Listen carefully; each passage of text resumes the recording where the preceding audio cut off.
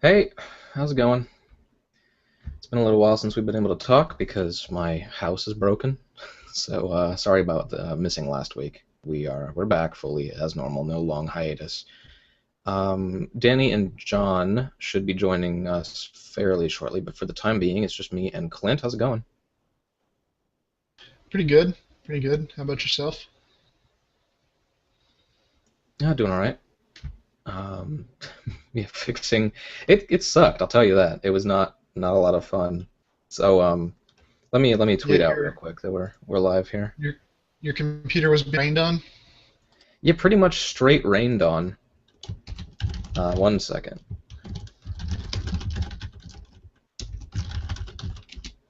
Yeah. So like this desk where I am right here, back behind what you guys are seeing from. So behind the desk, behind the monitors, behind the power surges and surge protectors and power strips and everything down there. And my actual computer tower is a window. And that window, the other day, last Thursday or something, it was raining very, very hard outside. It was, I hear the sound of the rain, and I hear the sound of the rain, and all of a sudden the sound of the rain is a lot louder. And yeah, there was a big leak, and it was raining all over all of my electronics and my computer and monitor and the webcam and the tower and outlets and whatnot. So that was great. So I had to rip apart my room very quickly, and I've been kind of offline since. So that was an adventure. Oh well. Lucky you didn't have anything happen to your computer, burn out the circuits or anything, fry anything. Yeah, yeah, I'm very. I've not had the best luck in the past either, so I was really not. For a split second there, I was kind of getting flashbacks. One time, I bought a new power supply for an old computer of mine, put it in, caught fire right away in the tower, burned everything. That's it's less than desirable. Yeah, that sucked. So yeah, I was a little bit worried, but it was all good. It ended up having a great weekend. It was birthday weekend, and then as you can see, I'm representing the colors because we won the FA Cup. So turned out all right for the weekend, but that's why for site Shonen Beam purposes, manga talk purposes, that's why everyone we were not here. Sorry about that. I was saving my computer. So yeah, like I said, the other two should be showing up at any point here. But in the meantime, because of all those little escapades I just told you about, I haven't been reading too much. I kind of just caught up on everything today and yesterday. And it's kind of more of the same. A lot of good stuff, a lot of good stuff to talk about. A couple series a little underwhelming, but honestly, there's not even, aside from Fairy Tail, which is always just utter trash, there's not really anything that's like objectively bad. There's some things that could do better, but there's nothing abjectly terrible going on right now, which I think is pretty cool, actually. I I remember, think like, you and I, like, when we were doing this back in 2010, like, I don't think, maybe we're not reaching the same peaks, but I get the feeling that, like, the floor is higher. yeah, I can kind of see what you're saying, and like that's not to say that there isn't anything running that is really good because I was about to mention Toriko is in excellent form. Yeah. It's back to exactly what I when I like loved it the most. Like the current arc that we're in and the most recent chapters are amazing. No, I totally agree. I mean, yeah, like there is a lot of good stuff, and as a matter of fact, Toriko is, I agree with you, very good. But even the last couple chapters, last few chapters, I think it is, those haven't even been as good as it was very, very recently, previous to that. Like right before they met the frog guy, when there was the actual fight in like the mist, and there were the leech heels, I think they were called, and like the big bar that was all fake, like all that stuff. Amazing, amazing stuff, and we've it's very much like transitional right now after that fact. So it's meant to be a little bit less exciting. I'm not saying it's doing something wrong, Really but excited for the labyrinth coming oh up. yeah, there's so you know what it reminds me of a little bit. You might have seen. I know you're not like completely current on it. Oh hey, there's Danny. Hey guys, Hey, how's it going? going swell. Awesome. I'm just talking about kind of how everything is good right now. All series, for the most part, are doing pretty well. And we were on the example of Toriko, and I was about to make the point that it reminded me. I don't remember if you've seen this or not, because I don't think you're actually current on the manga. But in Hunter x Hunter, when at the very, very end, like the last couple chapters before this amazing hiatus, when he introduced the concept of the Dark Continent, and he showed this huge picture of the world, and there were so many tiny little details. You saw dinosaurs and giants and fire-breathing dragons. You saw all these things, and the overriding emotion with that was oh man, this sucks because it's Togashi. Is he ever actually going to get to any of those things? Is it going to go on hiatus so many more times before then? It's kind of like you're excited by the idea, but you don't think that he's actually going to fulfill the promise. But here in Toriko, it's totally the opposite. I mean, we see this labyrinth full of these beasts and horrible little. There's like it looked as if one of the little tiny chambers was just made of teeth, basically, like it was just jaws closing shut. All sorts of places like that, and I got the distinct impression that like, oh, this is awesome. We're going to get to see this stuff. It really hyped me up for what we're about to get to. Yeah, it looked really cool. There were like a couple chambers that like had like a gigantic like lizard-looking thing in it, and some that had like humongous plants and like just the whole concept, like what they just escaped from, like a storm of like falling metal feet. That was really cool. Yeah. Yeah, that was really, really imaginative, which is the entire point of the series, really. I read Toriko not so much for just the straightforward action, because it does that well, but so do a lot of series. I read Toriko for the creativity, for the imagination, and that's what we're getting again, so it's really cool. I see we have our first comment of the night from Samu. Evening. Good evening to you as well. Nice to see you. Toriko has been great right now, but have you seen the latest TOC ranking? First chapter of the new arc, nearly bottom 5. I have seen that. That's pretty unfortunate. As you well know, we don't always agree with Japan. I mean, I think that's kind of got to be implied at this point. I think even you would agree with that, Samu, given the not exactly wonderful ranking of Stealth Symphony lately, or at all, really. Not even just lately. Ever since it was ranked, it hasn't done too well, unfortunately. Um, I don't know. I mean, the same thing. We've seen that for quite some time with Bleach. Bleach this week gets a reprieve because it's a color page, but it's been floundering in the bottoms of the ranks. I think it's just a case of Japan has different tastes than we do. The Japanese jump reading public doesn't care for the same thing we do, and that's, gotta respect that. But it is too bad because I love where Toriko's headed. I've been enjoying Bleach for that matter, and there's other stuff down in the bottom 5 or near the bottom 5 that I enjoy, like Gintama's down there. That fluctuates wildly.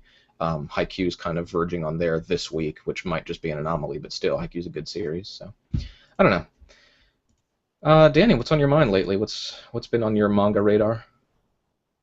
Oh, nothing from the norm. I've been busy with school finals as of late, so I haven't really been, other than, my um, scheduled weekly readings, haven't really done anything, far from the norm, yeah.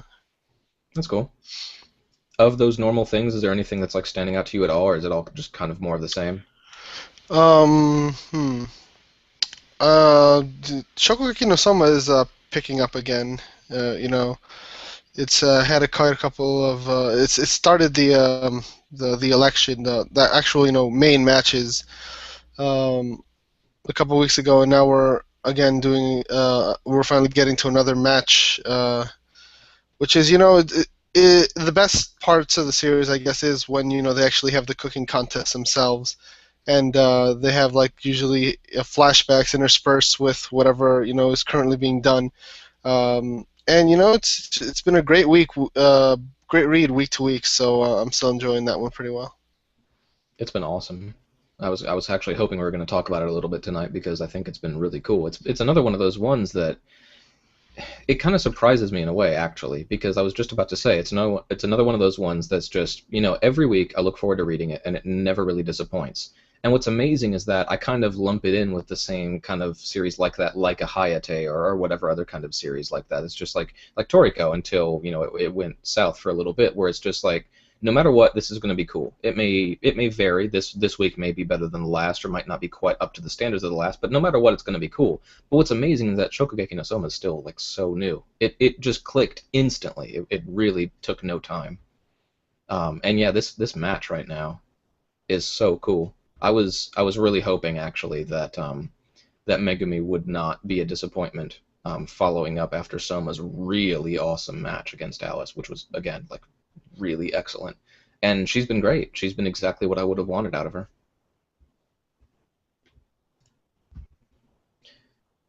Hey, all right, that guy's here. I may not be here the full time because my internet is crappy, but hello, hopeful for a good show. We'll try our best.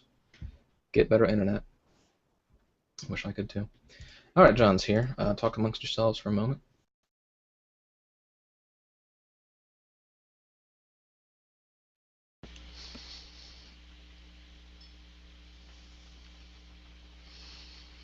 or don't, I guess. Actually, I do have something else to say. Something I haven't brought up. Recently, I've been for the last couple of months now. I've been watching the Blue Exorcist anime. I haven't really been reading the manga of that, so I guess now I've just gotten into it, and it's pretty good. It's earned its popularity for what I've seen so far. It has really enjoyable characters. I mean, going into it, I kind of didn't care too much because I usually don't really like the whole, religion, exorcist kind of thing, which seems to get trotted out every once in a while. But it seems to keep it fresh. It's still fighting demons and things, but I think it's the characters that really carry the series. The things around it, the world around it. I'm a bit worried that I'm not too interested in it. So I'm kind of just waiting to see where it actually goes in the bigger picture. Because so far, they're only still confined within this school, and I can imagine that things are going to obviously, expand. So I'm really waiting for that to happen.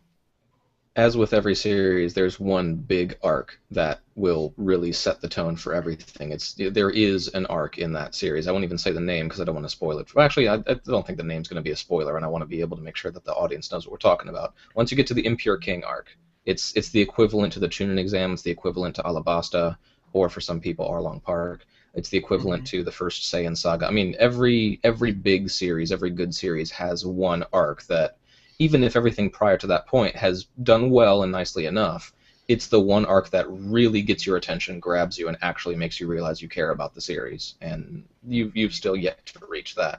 I'm really impressed by that series, and I've talked about it before. It's kind of like deceptively impressive because it's one that I never really remember anytime. If you ever just catch me off guard and say, hey, Jean, what are your favorite series? Or what are the best series right now in Shonen? I'll be able to rattle off a few names. I'll almost never remember Blue Exorcist, but it's up there. It deserves to be mentioned. It's a good series. I see John's here. Hey. Hey, what's up? Not too much. Haven't talked about all that much just yet. How's it going with you? Pretty good. Pretty good. It's been a good week. That's cool. Anything manga-wise on your mind? Gosh, it's been a good week, but it's also been kind of crazy. So I feel left behind a little bit, but I don't know, nothing in particular. I guess I thought it was kind of. I mean, I'm sure we were going to get to this topic at some point, but I just thought it was kind of funny how Bleach and Naruto kind of coincided this week with like big things happening. Yeah. It was a week for the big three. I was thinking about it. The last time we had a show 2 weeks ago, we ended up talking about the big three a lot. And that's something we can very easily fall into the trap of doing because it's just so easy to talk about them. They're always great talking points. Then we didn't get to have the show last week for the reasons I discussed earlier. And then come to this week, I was thinking to myself, oh, well, what can we talk about on the show? It was the big three. It was a really good week for all. Oh, we just talked about the big three. Come on, I can't do it again, can we? But it kind of bears a mention, really. It was a really good week for the big three, all three of them again. That's it? All right, well, I guess that's the discussion done on. No, yeah, I completely agree. The big three were really good this week. I felt like Bleach was a really in-between chapter, and I feel like Naruto is probably skating by a bit because it's not as horrendously terrible as it usually is. So like it gets a lot of leeway. Maybe that's been Kishimoto's plan all along. I'm convinced he's a mastermind. He's made Naruto terrible for an entire year, so that he could come back with some mediocre chapters and the ending would seem okay. I love this. This is great. I was gonna say, I almost wouldn't put it past him, but at the same time, what a bad plan. Well, it was also be giving him a lot of credit when he doesn't deserve credit for something. Yeah, no, I mean, I really... It was a well-drawn chapter, too. Yeah, that's the thing. The thing is, with the Naruto chapter, is that I think you have to examine this chapter, which was, 677? You have to look at it from the standpoint of accepting certain facts as reality, whether you wanted them to be the case or not. So we, I can at least speak for Clint and myself, we, since we started this website years ago and we're talking on the old Beamcast, we were bemoaning this bounce the eye off the moon. We were like other details as well, but also when the entire idea of the bounce the eye off the moon plan was first introduced, and ever since then, we have been lambasting it and criticizing it and humiliating it. It is just thoroughly a completely stupid plan. But when you get to this chapter, you get to the end of last chapter, I should say 676, and you see there's the eye on the moon. What's going to happen? It's happening. Do we think it should happen? No. I mean, I'm only going to speak for myself here. I don't think it should happen. But given that it is happening, I am now open to seeing the way that Kishimoto draws it and interprets it and shows how it happens. And in this chapter, it was all executed very well. It's the execution of something I didn't want to happen, but the actual display, the way that everything is demonstrated, the power being used and all that, the actual execution of it, I thought was good. So there's that at least.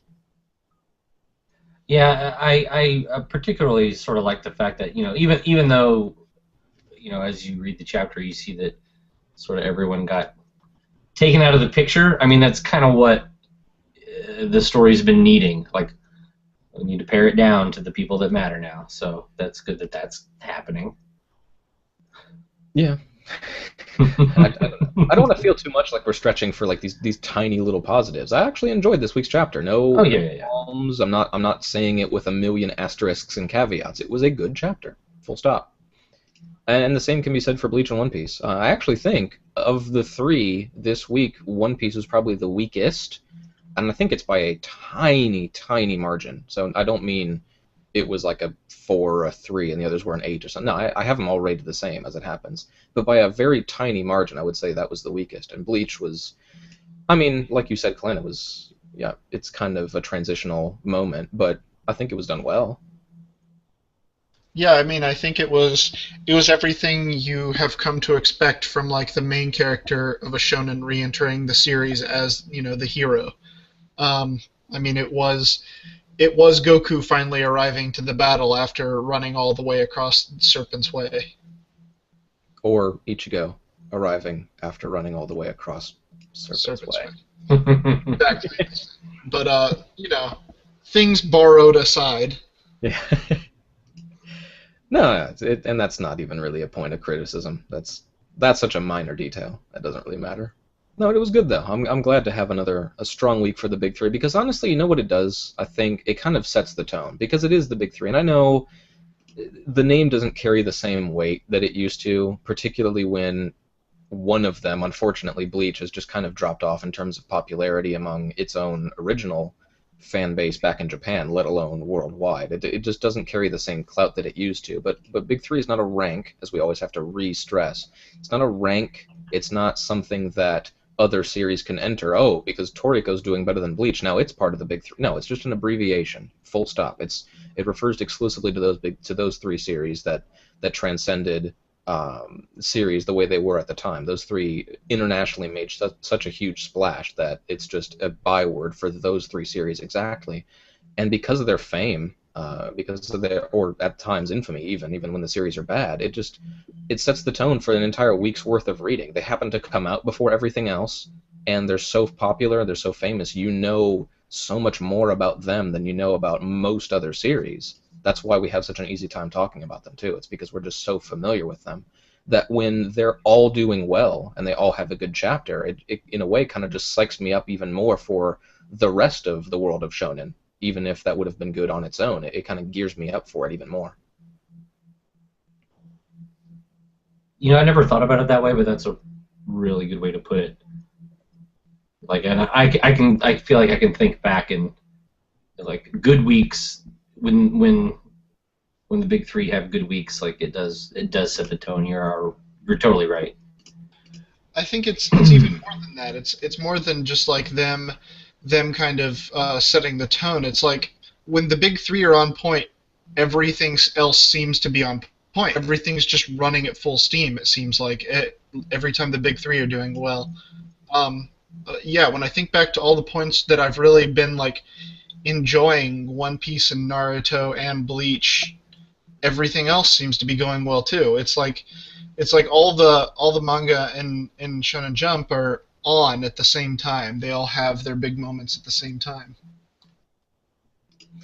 I occasionally wonder if that's deliberate too, not throughout the entire year, but at the end of year, all the authors always save something a little bit special. If you remember Bakuman, especially, there was always something Hiramaru related at the end of the year, and that's very clearly deliberate, given that it happened more than one time, and given the gravity and importance of the scenes. I mean, there was the date, and then there was the proposal, each a year apart, I think it was. Um, those were such a monumental deal, save for the end of the year. So obviously, your point doesn't apply deliberately to the entire year's worth of events. A lot of those are just coincidence. But every once in a while, for some kind of special occasion, it is nice to see that the standard bearers that are meant to lead the magazine, they carry the magazine, they sell the most, they get them flying off the newsstands. It's nice to see that it actually works. It's kind of like the captain of a team, kind of picking up everyone else's morale and encouraging them, putting a hand, hand over the shoulder, patting them on the back, and say, "Look, we can do this." They're fulfilling their role as the leaders of that magazine. It's pretty cool. Not to say that everyone else can just slouch. It wouldn't do very well to have like 3 good series and everything else sucks. But yeah. Like we said, everything's going very well right now with, I mean, genuinely, the only series in the last few weeks that's been doing badly, as far as I'm aware, is Fairy Tail. As far as the stuff that I get to read, I'm sure that there's unscanned stuff that isn't. Aside from Fairy Tail, which is a granted, yeah, it's all doing very well, which is very cool. Where do you feel like we're going with Nisekoi? We've talked a lot about that recently. We just had that kind of, the most recent chapter was kind of an in-between where it's like from the perspective of the teacher as he interviews all the students. Yeah, I don't know. Someone else I think would be a bit better served because I'm 1 chapter behind or 2 behind on that. Who else is current on Nisekoi? Not I. I do not read it. Is that one that you read, Danny? Nope. I only read the first chapter and I dropped it. I'm the only one who's current on Nisekoi. Okay. I mean, is the most recent chapter going to set the tone for this conversation, or can we just have a general one? We can kind of have a general one. The most recent chapter was it was one of those chapters that I don't know if it was really necessary because it was kind of just like, it was a teacher interviewing all of, like Raku and all the girls about their career plans. And basically it was like a look at where all the characters are in their mind right now, like how they've evolved, like the point they're at right now in the story. And I feel like those kind of chapters are normally setting us up for, like, okay, here's where all the characters are at, time for a big change. It's kind of like a recap episode, sort of, in a way. Yeah, a little bit. Like, I hesitate to say recap because it's not really recapping events, it's recapping characters themselves. Right. I am kind of skimming through it as we go here. It's interesting because I mean I do get the impression ever since Tachibana started making those overtones of having this information that she knows that she's withholding, and then ever since the introduction of Yui, and she's been a bit of a spark in a way. I know that some of us were critical of the idea of another girl being added to the harem, and it's just too much and it's too cliched. It did at least kind of re-kickstart the series into the idea of focusing on Raku picking a girl and focusing on the locket rather than just the misadventures of a bunch of kids. Even if you don't appreciate how that came about, we at least have reached that stage again, thanks to that fact. And so I would agree, it does feel like we're at least supposed to believe that we're going to have some kind of shift in the near future here.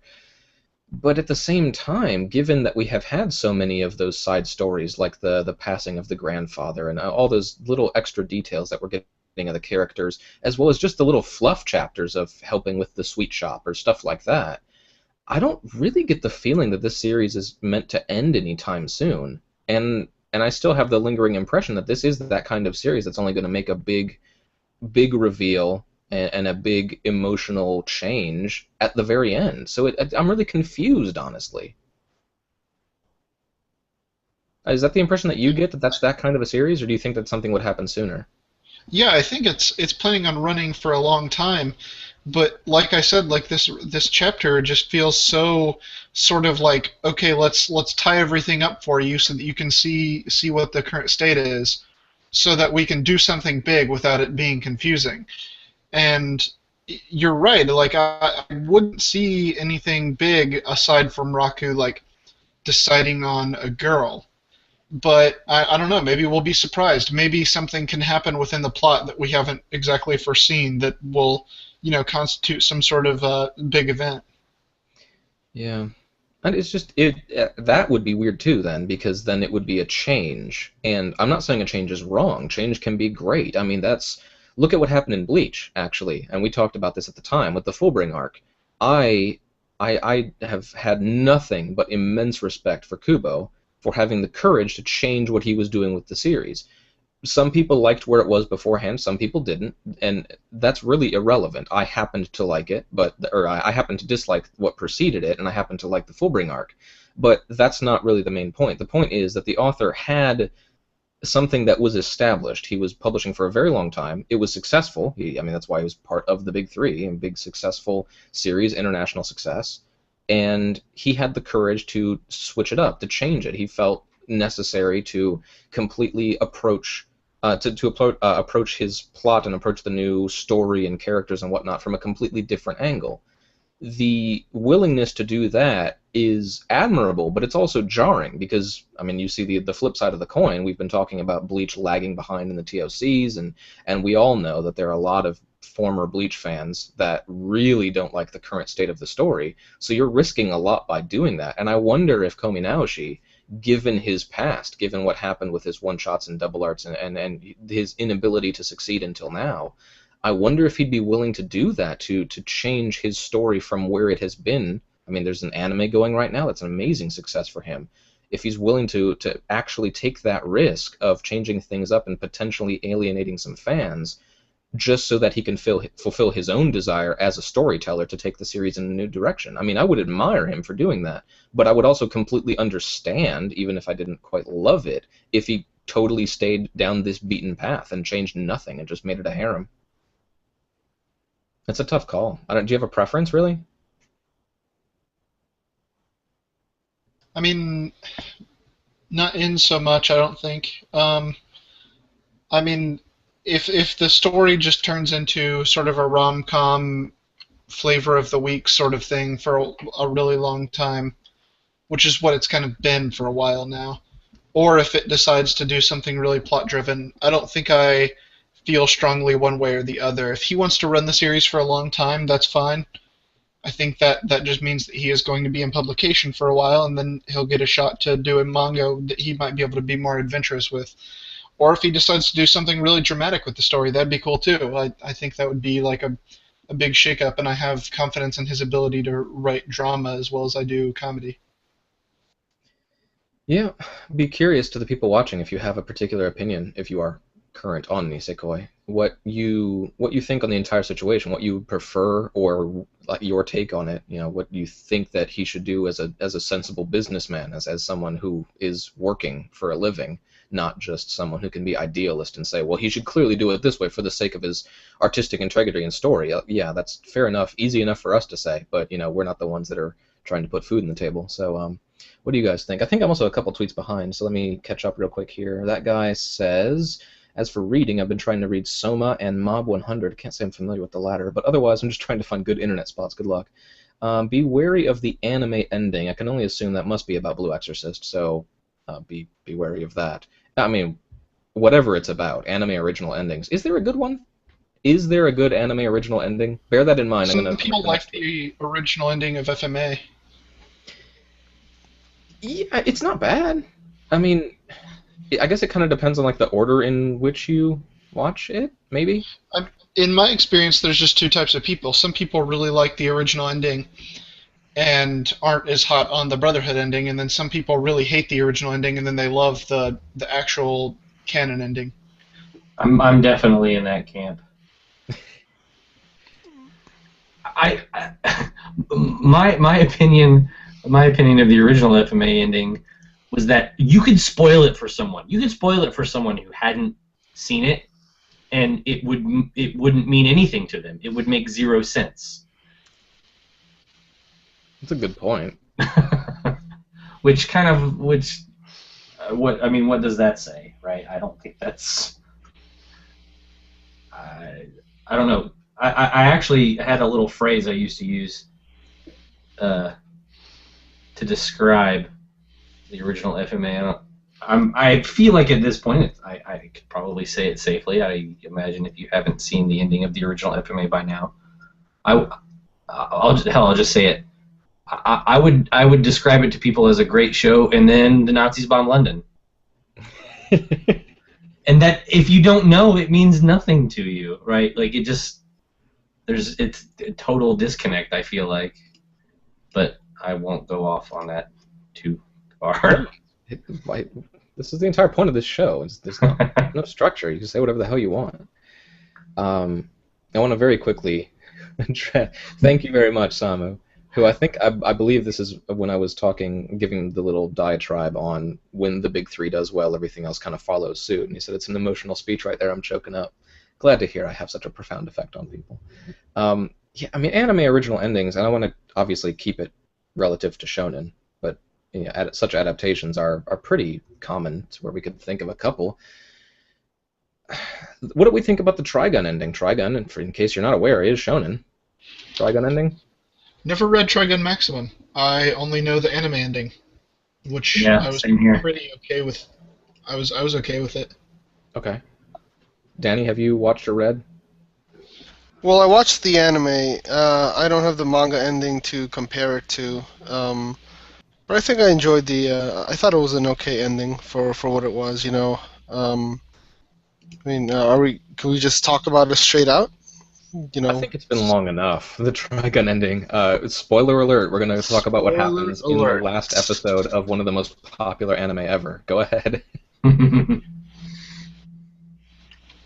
Yeah. I mean, like the way that it kind of just kept in. You still there? I think we're lagging, so people keep thinking someone else is starting to talk. Yeah, that's strange. Anyway, go ahead, Danny. Right. So like, I think it kept in. It was thematically in line with the rest of the show for the most part, and also the weird things that happened near the end with the arm gun and everything. That part of the actual story was like kind of weird, with the plants and everything, and but other than that, I did kind of like how it wasn't really like a finite kind of thing. It was kind of open-ended, and I think it did that part very well. I did appreciate that. I mean, that kind of to me is the entire reason you would do an anime original ending, is because there's more content, but you can't cover it, so you might as well just actually conclude. If you're gonna make up what doesn't actually happen in the original anyway, you might as well give a sense of closure. I hate those anime original endings where they're trying to balance, in a way, the fact that they have to come up with something on their own, but then also are keeping in the back of their mind that, well, this isn't the true ending, so we shouldn't have them walk off into the sunset. Well, I mean, yeah, but you're making an ending. What purpose is the story if we don't get to actually get to somewhere at the very end? So, yeah, I think Triguns did well given the circumstances. I don't really have any negative opinion of the anime original ending. That said, unfortunately, I seem to be the only one who's read Trigun Maximum. You really should check it out. It's a great manga. I always mention this every time, and I will do so again. The one problem I have with the Trigun manga overall, this is not just past where you get to in the anime ending, is that sometimes Yasuhiro Naito is so good at art and so detailed and intricate that he gets carried away. It's kind of the same thing that you saw in Reborn. Akira Amano would do the same thing, where the artist will just detail and detail and detail, and so many lines and speed lines and shading and just detail everywhere that sometimes you look at a page and you can't actually see what it is until you really focus on it for a while. I got literal headaches reading Trigun, and it's not at all to do with. I don't say it in the same way that I say, oh, I get a headache reading Fairy Tail because it's bad. No, not at all. It's very good, but sometimes it actually takes me a few seconds to see that it's Vash pointing his gun that way. I literally couldn't tell. But it's a very good series, and the difference is there are complete characters that are not in the anime whatsoever that are very important that I'd say are worth knowing. So I would definitely recommend it.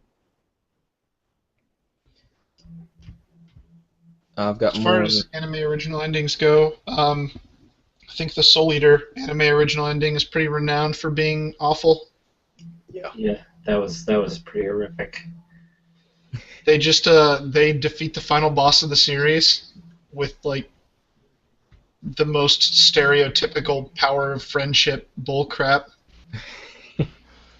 Now, see, that didn't really bother me so much as did the other random element that they just decided to throw in there for no reason, particularly like Maka awakening as a weapon, and that was just like randomly in the middle of battle as like a means to just delay the fight for a little more longer in the episode. So like it was very weird. I just didn't like that one part that just came out of absolutely nowhere and just kind of soured my whole look on the ending. But I mean, the show itself, if we're talking about like anime original things, it kind of just ventured off into its anime original territory. But I would assume like 3/4 into the series, somewhere where like after the whole invasion of the Academy arc, it kind of just went from there. And I thought it did things very well, like in regards to the development of Krona and everything. It's just that it just missed that last. Did not stick the landing on that final episode, but I did enjoy everything else that came before it. I mean, I think it's all about precedent. As long as it like gels with what the rest of the series has been about, even if it's completely different from the manga, then it's fine. It's when it takes that hard right turn, and I think for a lot of folks, it just makes it feels lazy, or maybe not lazy, but something about it just, as long as it gels, it can still be satisfying. It's there's also like a weird tradition of that in other Japanese film, especially. Me and my friends would joke that there was this group called the movie ending men, where every film had to be like the last 5 minutes. They couldn't script it; they just had to give it to this like room full of old guys, and they just make up a crazy ending. Like, I don't know if you've ever seen. It had nothing to do with the video game, but it was called Dead or Alive. No. It was like one of those like hard-boiled crime drama kind of things, but at the very end of the movie, like the two, I guess it was like the main hero and the main villain, like they try shooting each other with guns and they're like deflecting bullets, and then one guy pulls out a rocket launcher, and then one guy basically shoots like a Kamehameha, and then the world explodes. And it has nothing to do, zero to do with the rest of the movie. And I think that is a good little example of how it can and should not to be done. Yeah, I would agree. I'm going to find a clip of that and share it with you guys, because alternately, everything should end like that. That would, to me, would be the other option. And I don't mean in the same vein as or in the same divergent style. I mean literally every single series should end with a rocket launcher Kamehameha fight. Did we lose Danny or just his picture? Just the camera seems to be a little wonky because of the connection or something. It's very weird. I think we're getting a lot of lag. Yeah, we are. I don't know what's up. It's that Comcast buyout thing on Time Warner. It's happening. Yeah. Net neutrality's dying right now. Okay, I just realized why that movie is that way. It's because it's a Takashi Miike movie. He is an interesting man. That's why. Deeply, deeply disturbed. To say the least. Yes, so this is Shonen Beamcast. Sorry. So let's go into great detail about Ichi the Killer right now. No. Never. Adaptations is what we were talking about. Yeah, okay. I glanced over my anime list. I haven't really seen all that many more adaptations I could really comment too much on as far as anime original endings, because a lot of the other ones actually are faithful. I mean, we've all seen plenty of anime original filler, Well, yeah, probably of the big three, yeah. and that usually handled very poorly. Although I have to say, Bleach's anime filler can be really good. That's cool. I'm not too familiar with it. When I was watching Bleach, I skipped the filler, and then I dropped Bleach after a while. Got a few tweets to catch up on here. I think it's all from that guy who's very, very vocal tonight. Thank you. I have no real opinion on Nisekoi. I just read it week in and week out. Yeah, I mean, I kind of do the same. I don't mean that negatively. It's just, not too engaged. What else is really worth mentioning here? Anime Beelzebub sucks. Is that pretty much the universal opinion? There's just something very weird about the Beelzebub anime. I get maybe it's that the art didn't really transfer over in a very smooth way. Everything looked kind of janky. It had some serious quality issues with the animation. Some in-between frames were very questionable. And like, it kind of also made me realize that Beelzebub doesn't like come off very well animated. Like the manga, I mean, it is a manga, and it seems to do well in that kind of still format. And the way that it's animated, it kind of just, I'd say it's like it brings in like one of the worst parts of like the whole issue of limited animation, which tends to be the specter over anime and the way that it's produced. And it just seems like it was too plain. I guess it was a very direct adaptation. It didn't do anything strange. It had some really bad filler episodes that I recall, and it kind of just ended awkwardly too. So yeah, it wasn't that great of an anime. Was that Puro? Yes. There you go. Yeah. Shoot, I had a point I was going to make about something you just said, and I've completely blanked on it because I just had to get in that jab at Studio Puro. Okay, I remember what it is now. Because I've had that, I've expressed previously on the show and then many times in person and online and whatnot, the opinion I have regarding Attack on Titan is just, once again, I'll say this as diplomatically as possible. I respect anyone who likes the anime. There are totally legit circumstances for that. I don't detract anyone. Don't detract from anyone's taste for liking that. That's completely cool. I disagree with the concept that it should be made into an anime because I feel that its strengths lie purely in its manga adaptation, or manga original form, I should say. I don't think that it's right to see it animated, and there are reasons for that we discussed in a previous episode, so I'm not going to repeat those. Beelzebub is similar, interestingly. I've seen only one episode, so I can't really comment fully, but I wasn't really that impressed by the first episode.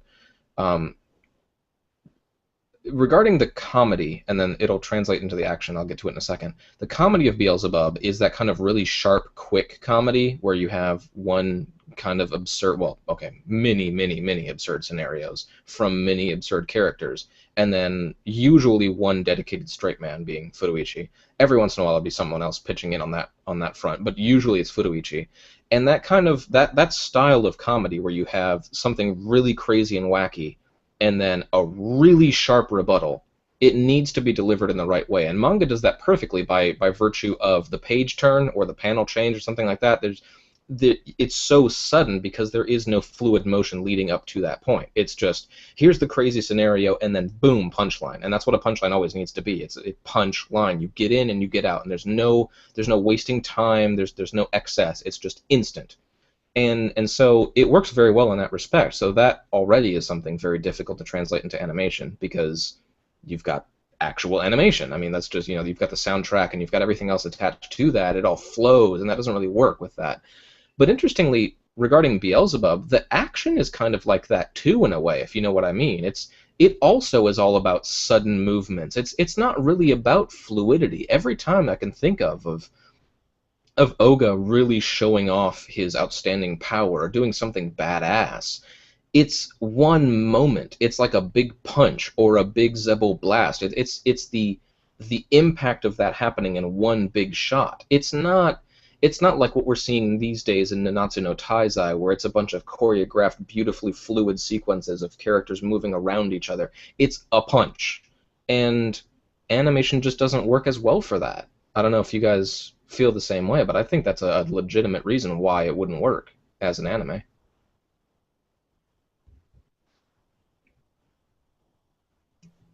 Just from your descriptions, I don't know it, but I mean, you are right, especially in manga's ability to do a punchline. Unless you're talking about like, gosh, I don't know. Yeah, no, comics in general just do that better. Yeah. Because of the stark contrast in, from panel to panel. I mean, you can only do it in one. Well, it's almost just a necessity of the medium, because I mean, you have not only very limited space, but it doesn't move. It's static, so it has to be snappy. Right.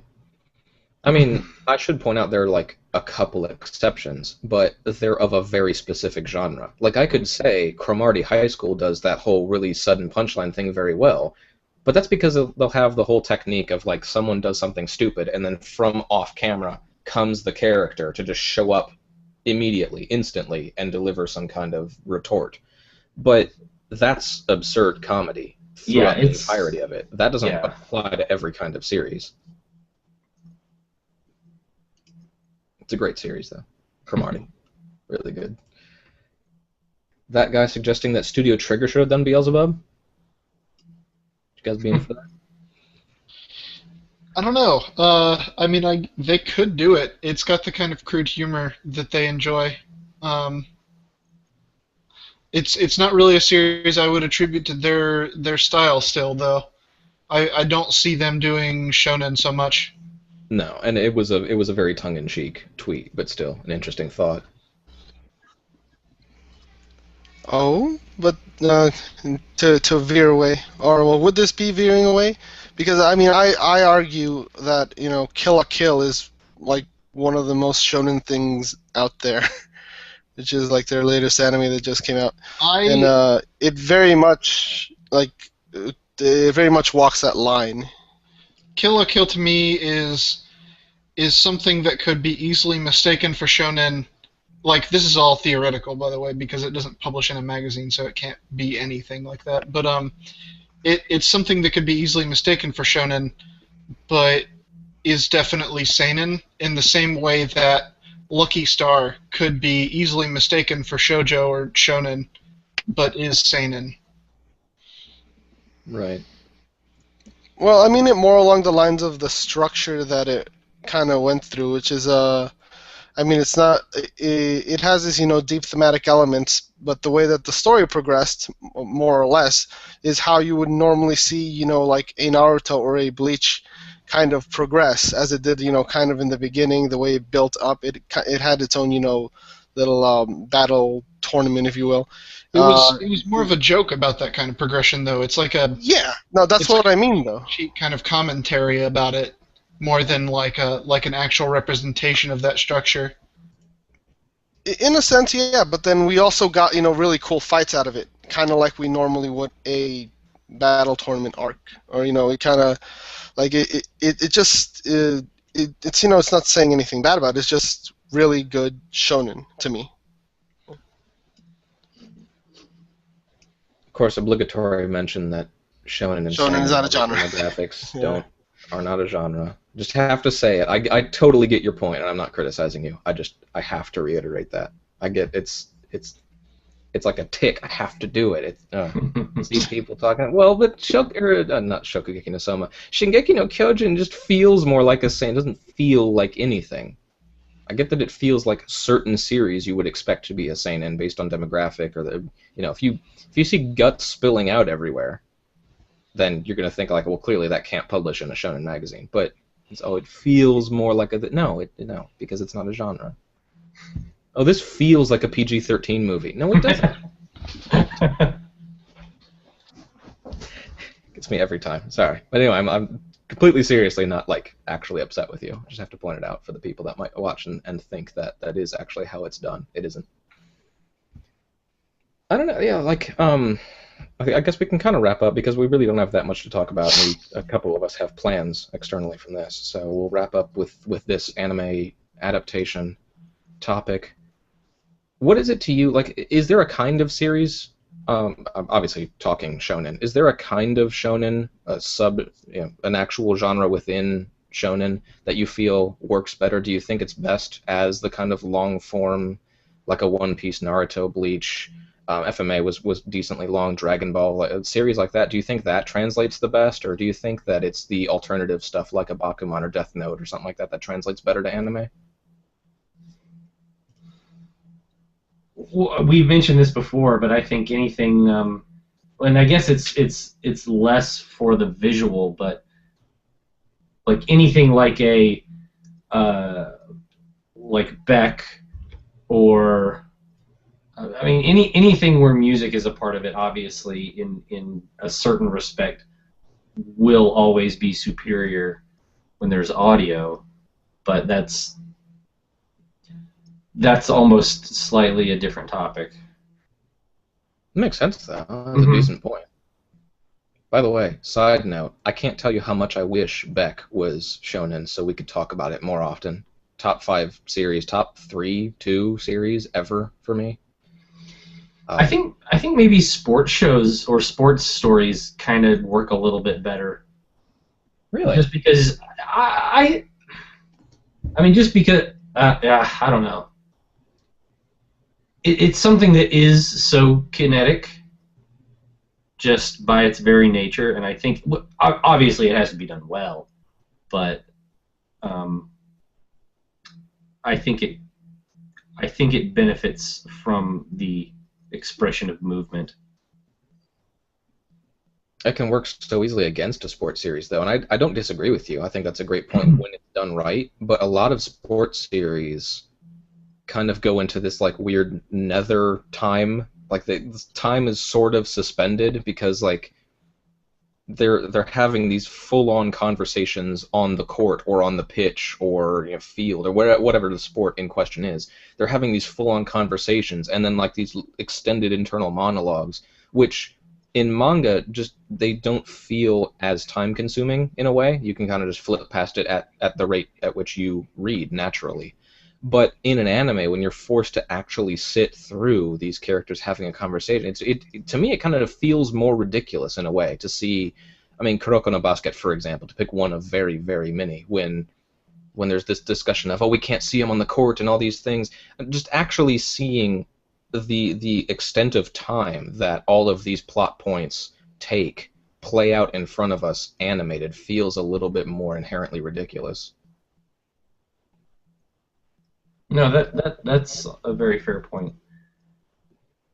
That's a good call, though, and like your point is a good one as well, though, because I mean I have to say, like, what happened to Kuroko when it got an anime? It took off huge, and it's not just because it's a certain kind of anime that appeals to a certain kind of fan. It has style like crazy. The actual style of seeing them make the spin moves and the dunks and the passes and the dribbles, like all this stuff set to music and everything, it adds an entirely new element. So I would agree with you about like the kinetic, the motion and the energy to it. Like especially, and I know it's not seinen, and I haven't even read it, but I think it would be really interesting to see Real as an anime. Ooh, yeah. I think that could be really cool. But again, that's I know that's seinen, so. Yeah. I mean, on that note, it kind of like the way I see it is that direction is very important, regardless of the actual content that they're adapting. I mean, because if you look at something like Death Note, it's kind of it's just a lot of talking heads for the most part. But if you watch the anime versus the manga, it is a very different thing. Like stylistically, you mentioned this kinetic energy. It adds that kind of energy to it, despite people majority of what they're doing is talking, or having internal monologues. So I do think that the content itself could sometimes dictate what the adaptation will turn out to be, but also you also consider that direction is also very important in shaping what the adaptation is going to be. It just happens most of the time. They try to go for direct adaptations, so it kind of ends up looking very vanilla, since it's essentially what the manga is. What's on the pages is now on the screen. But I kind of like it better when they try to like have a spin on it in those regards. Yeah. Yeah. A dialogue-heavy story like Death Note, like in a way, I think it can definitely benefit, if only because listening is so much more a passive activity than like sitting down and reading something, and that's easier to digest in some ways. So, What do you guys think stands to gain the most from getting an adaptation, if we look at it that way? Because I mean, for example, we can all follow along with the action in Nanatsu no Taizai perfectly well. I don't think we're really lacking something, but maybe you could also say it would benefit a lot from seeing the fights as fluid as perhaps the author is kind of internally visualizing them. But then I would say personally, I think that like Soma, when it eventually gets an anime, and someday I'm sure it will, a cooking series. We've seen the reaction shots from the actual like serious cooking series, like a Cooking Master Boy, and then the parody ones like Yakitate Japan, and all the extravagancies that they can put in there in terms of going really overboard with the flash. I mean, we get that in the manga, but they can really kick it up several notches in an anime form. What do you guys think stands to benefit the most from getting an anime? I think like drama romance to me is the clear benefactor of animation the most, and it's not even for being animated and having like moving parts to it or anything. It's because what comes with animation is a musical score, and like drama is supposed to be by nature like an emotional sort of experience, and when you can add music into seeing what's happening, it makes it that much more complete of an experience for the person who's viewing it. So I think that definitely has its purpose served a lot better by anime. Not to mention voice acting on that point. Yeah, voices to everything too. emotion. Yeah. That's a very good point. I wouldn't have thought of that, but thinking about the food thing made me.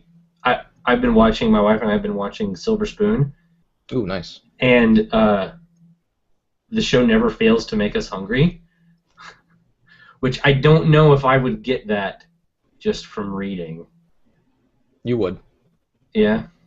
You would. Yeah. Well, I mean, not Silver Spoon specifically, but just in general. I don't know. I feel like maybe that's just personal, but I feel like watching that probably triggers that sensation a little more than just seeing it on a page. That makes sense. I mean, I will throw my hat in and say Shokugeki no Soma makes me hungry every week. I read it, even when they're just preparing the food. We've had a few culprits along those lines. I mean, Silver Spoon, I'll tell you right now, maybe we're different people, but yes, it never fails to make me hungry. When they're actually, I mean, obviously not every single thing is about food. It's about an entire agricultural school. But whenever they are doing food-related activities, cooking up, they at one point have like this big cookout event, and I'm sitting here dying with hunger. So that's one. There was Obviously, a time when Soma, Toriko and then Toriko. hungry every week. I remember that fondly. Just like introducing these crazy ingredients that sound amazing. Well, that's I the think worst one. That's the worst because, like, Soma, it's like, well, okay, this is a really high-class dish that, okay, it's super expensive, but I can conceive it. Toriko, we can't get those foods. We actually are, it exists only to make us unfulfilled. We cannot get what we want from Toriko. Gigantic sinkholes of French fries and like popcorn plants and all this crazy amazing things. The roast I think beast.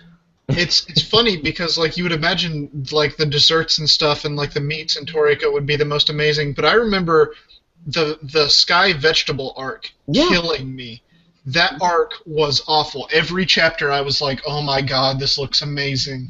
That's literally the exact example I was going to bring up is that leaf up in the sky. It's just, for some reason, that, and then this circles the entire conversation back to the sense of imagination and creativity we were talking about at the very beginning of the show. It's just, everything else is great, and it all did make me very hungry. I'm not going to lie and say that the other stuff was fine, but no, every single thing in Toriko made me hungry for years. But yeah, it's those things that are actually outside of the confines of what we have, and that's really where I think Toriko shines. Is that it excites like every single part of you. It makes you appreciate its creativity, but it gives you like this primal weird hunger for something that you don't even know exists. I mean, it doesn't exist as far as we're concerned. There's no such thing, and it somehow, the manga, through good storytelling, has found this way to make you want what you just literally can't have. So basically what I'm saying is I hate Shimabukuro Mitsutoshi. Now, we got a couple comments here before we wrap up the show soon-ish. I think this is regarding, more anime and sports in particular. Samu had a response to you, John, regarding sports anime. Speaking of sports anime and the Haikyuu anime in particular, the action, quote-unquote, is very much the opposite from Kuroko no Basket, I feel. It's very quick. Some double spreads from the manga are over in a few seconds. I suppose it depends on the series and how it is paneled or written. Of course, I mean, that's just a blanket statement you can say about everything. Like, it depends entirely upon how well it is done, how not well it is done. But yeah, I am excitedly looking forward to when I finally motivate myself to watch Haikyuu, because Haikyuu, at its heart, the manga is great series. But I've mentioned this before as well. I felt where it was lacking in different points was the on-the-court action.